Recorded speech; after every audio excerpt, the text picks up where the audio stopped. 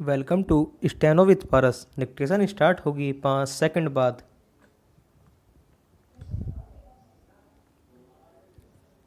Start. सभापति महोदय, मैं रक्षा मंत्रालय की मांगों का समर्थन करने के लिए खड़ा हुआ हूँ। वर्तमान घटनाओं से पता चलता है कि संसार का हर देश अपनी सुरक्षा के बारे में चिंतित है और उसके लिए हर प्रयत्न कर रहा है। इस दृष्टि से अन्य देशों की तरह हमारे देश में भी रक्षा मंत्रालय का महत्व है।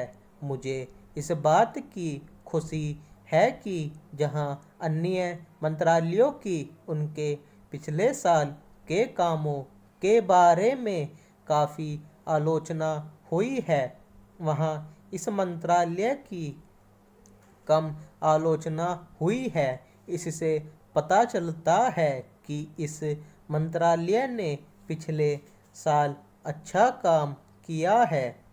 मोटे तौर पर किसी भी देश की सुरक्षा नीति का लक्ष्य यह होता है कि दूसरे देशों, खास तौर से पड़ोसी देशों के साथ मित्रता के संबंध स्थापित हों और हम एक दूसरे के मामलों में हस्तक्षेप न करें।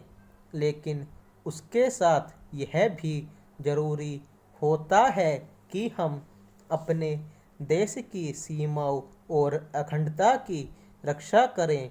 इसलिए हमारे देश का यह कर्तव्य हो जाता है कि हम अपने पड़ोसियों के कार्यों पर पूरी नज़र रखें, क्योंकि आज तक हमारे देश पर जो संकट आए वे हमारे पड़ोसियों से आए हैं। 1965 में पाकिस्तान के साथ जो लड़ाई हुई और उसके बाद ताशकंद में जो समझौता हुआ, वह सिर्फ कागज पर ही रहा। पाकिस्तान ने उस पर कोई अमल नहीं किया। इस दृष्टि से बहुत ज़रूरी है कि हम अपने देश की सुरक्षा की हर तरह से व्यवस्था करें। हमारा उद्देश्य दूसरों पर आक्रमण करना नहीं है, लेकिन यदि हम पर कोई आक्रमण करे तो हम में इतनी शक्ति अवश्य होनी चाहिए कि हम उसका डटकर सामना कर सके। पहला, आप जानते हैं कि पिछले दिनों पाकिस्तान को अमेरिका और चीन से काफ़ी मदद मिली है।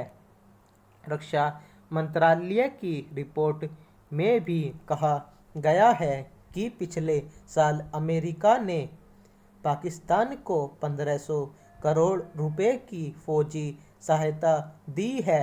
आज जहां हम फौजी सामान के लिए अपने कारखानों की मदद से अपनी शक्ति बढ़ाने का प्रयत्न कर रहे हैं, वहां पाकिस्तान संसार के देशों से फौजी सामान खरीद रहा है। अपनी नीति के कारण वह सब देशों से लाभ उठा रहा है।